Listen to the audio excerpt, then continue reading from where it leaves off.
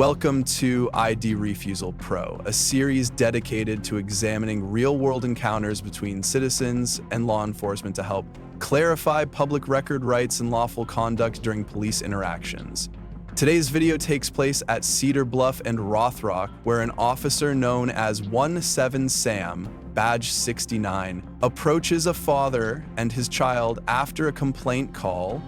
The key issue centers on an ID request without reasonable suspicion and the citizen's right not to answer questions. Let's watch how this interaction unfolds. Did not tell me why you're here. I don't have to tell you why I'm here, sir. That's the issue we're having. But I don't have to. I'm not required by law to tell you why I'm I here. didn't say you were. Okay, so But then as why? as a normal citizen, someone who would like to keep the neighborhood safe, guy, you can record me all you want. I know, sir. Okay. There's someone just flagged me down and said there's a gentleman with a kid that are acting suspicious. Just sitting here. I don't know how sitting is acting suspicious. Okay, so all I'm asking you is, what are you doing here? What I'm doing isn't relevant. It is relevant. Okay. Okay, come on, stand up for me. For what? Come on, just stand up. Why are you touching me, sir? Stand up, come over here. Why are you touching me? You have ID on you? I do have ID. Okay, let me see your ID. Sir, I'm not required to produce ID unless I'm being suspected of committing a crime. 170 Sam, you buy an LTEC? Officer Martin escalates the encounter by physically directing the filmer to stand without establishing any reasonable suspicion. Under the Fourth Amendment, physical compulsion before articulating a lawful basis risks becoming an unreasonable seizure, especially when no crime scene, or detention has been identified. The filmer correctly asserts that identification is only required when an officer can articulate specific facts pointing to criminal activity, consistent with Hybel v. W. 6th Judicial District Court 2004. Should physical pressure ever be used before the legal threshold for detention is met, or does it erode public confidence in lawful policing? I don't understand how sitting here waiting Because all I'm trying to do is communicate with you and find out what you're doing here. I told you, sir, I'm waiting for a friend. Okay, but why are you here? Because I'm waiting for a friend. Okay, not good enough. How is that not good enough, sir? I've answered your question. 1031, 170 Sam. 170 Sam LTEC. Can I have your name and badge number, sir? Yep, in a minute.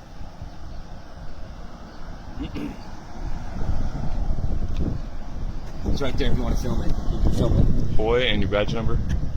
Right there, you can film it. 69. Officer Martin dismisses the filmer's lawful explanation of waiting for a friend, even though such conduct creates no reasonable suspicion under the Fourth Amendment. A citizen is not required to justify their presence in a public space unless an officer can articulate specific facts suggesting criminal activity. The filmer properly requests Martin's name and badge number, a transparency safeguard required in most policing standards. When officers reject legitimate answers simply because they want different ones, the encounter shifts toward arbitrary police authority. Should citizens ever be compelled to explain themselves without evidence of wrongdoing? Or does that undermine constitutional limits on police power? 170 Sam, you buy LTEC?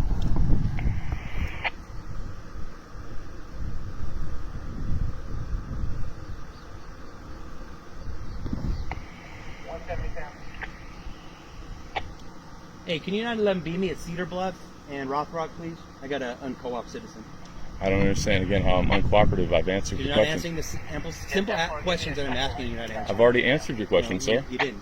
You did not tell me why you're here. I don't have to tell you why I'm here, Okay, sir. well, that's the issue we're having. But I don't have to. I'm not That's required the by issue law we're to tell you why I'm I here. didn't say you were. Okay, so But then as why? as a normal citizen, someone who would like to keep the neighborhood safe. Officer Martin escalates the encounter by calling for backup and labeling the filmer as uncooperative, despite the filmer lawfully asserting his right not to answer questions without reasonable suspicion. Under the Fourth Amendment, silence or limited cooperation cannot be used as a substitute for evidence of a crime.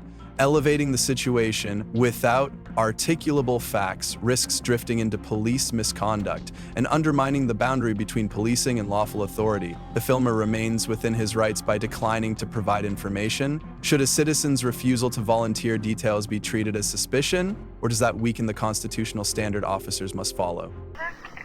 You should just give me simple answers so I can leave. I gave you a simple answer, No, sir. that's not the answer I'm looking for. That doesn't matter what you're looking for, Can sir. you come down to Rothrock and Cedar Bluff? Yeah, copy from me, so. Hey, when you were down here earlier on Cedar Bluff, did you contact anyone? No, sir, the house empty. All right, I got a guy and a young kid down here that are refusing to give me any information, and apparently don't have any reason to be here. So come on down here for me. Sir, I've given you a reason why I'm here. No, you know what it is? You're just being a jerk. I'm not being a You are jerk, being sir. a jerk, bro. Standing up for my rights isn't being a jerk. Isn't that Officer Martin presses harder by demanding ID and asking where the filmer lives, despite offering no reasonable suspicion that a crime is underway. Under the Fourth Amendment and the limits established by Terry v. Ohio, 1968, officers may only seek identity information during a lawful detention, supported by articulable facts. The filmer is correct in asserting he has no duty to disclose ID or residence when police insist on personal information without legal grounds. The line between lawful inquiry and police overreach becomes blurred. Should a citizen surrender privacy merely because an officer is dissatisfied with lawful answers? Standing up for your rights. Sir, it absolutely It's cooperating with me to keep the community safe, to tell me why you're here and why you don't belong here. How do you know that I don't belong here, sir? That's what I'm asking you. I've already given you an explanation No, of why I'm sitting here. here waiting for your friend is not a good enough answer. So You sitting, can't tell me where you have a car here? that's not relevant, sir. Okay, that's the problem we're having. You're totally uncooperative. It's not uncooperative, It is sir. uncooperative. Am I legally obligated to answer your questions? No, you're not. Okay, so then Okay. what is the problem? Because it just goes to show you that you're a troublemaker. It's not a troublemaker, You sir. are. I've never been arrested. I've never And been in you're trouble really- in my life. You're setting a very poor example for this young kid right here. To teach my son how to stand up for his rights? It's not about standing up for your rights. Sure it It's is. about standing up for the community. My job is to keep the community safe. And I applaud you're- you for and you're- trying to do your Officer job. Martin reframes the encounter as a matter of community safety, while the filmer emphasizes teaching his son to understand and assert civil rights. The First Amendment protects a citizen's right to observe, record, and question government officials, and the Fourth Amendment prevents officers from converting a consensual encounter into a detention without reasonable suspicion, characterizing lawful silence as hindering safety risks, blurring the line between duty and police overreach. The filmer remains within his constitutional rights. Should promoting community safety justify pressuring citizens to surrender freedoms guaranteed by law? To do and your you're job. giving me zero information on why I've you're here. given you You information, don't live sir. here, right? Do you know that I don't live here? No, but I've asked for your ID and you won't give it to me. Because I'm not obligated to give Okay, you my then ID, this sir. is the issue we're having. Sir, I'm not There's obligated. obviously I'm not saying you're obligated. Okay, but so then- we've run into an issue here where you're being uncooperative, not giving me the information I'm asking. I've answered every question you have, sir. Okay, we'll just wait here and see That's fine. what my sergeant wants to do. That is absolutely fine, sir. I have no problem talking to your sergeant. Great. I don't understand how You how do understand. You're just being difficult. it's, sir, being difficult. I mean, is it my obligation to not be difficult? Well, when I'm just trying to simply do my job and you want to be disrespectful. I wasn't and rude- disrespectful okay, at all. let I've called let you me sir. rephrase that. I've If been you- very you just don't want to respectful. give me the information I'm looking for. I've answered every question. No, you don't. No, you're not. Sir, I have. I've asked you answered where every. you live. You say it's not relevant. I've asked for your ID. You won't give it to me. So that's the issue. I'm not obligated to identify myself Okay. unless I'm being detained for Okay, a crime. well, you may be here shortly if it's For what? If it's gonna, Am I detained right now? No, you're not. Okay, son, let's go. Okay. Nate, Hit the get road. up. Hey, good luck in the future, young man. Yeah, it's great. That's it, Nate, for example. let's go. See ya. Officer Martin states that the filmer may be detained shortly, yet confirms that no detention is currently taking place.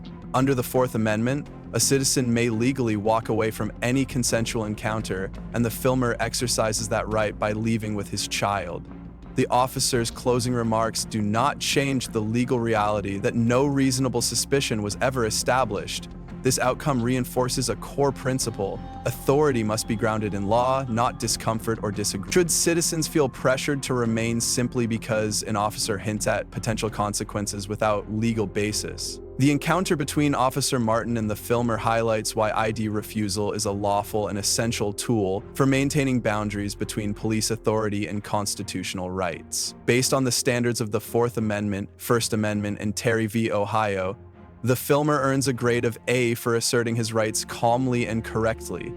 Officer Martin receives a C as his actions escalated without establishing reasonable suspicion. Viewers should remember that ID refusal is legal when no detention or articulable suspicion exists and walking away is protected under law. If you value clear legal analysis grounded in constitutional limits, continue exploring ID refusal content on this channel and support the original creator for greater transparency.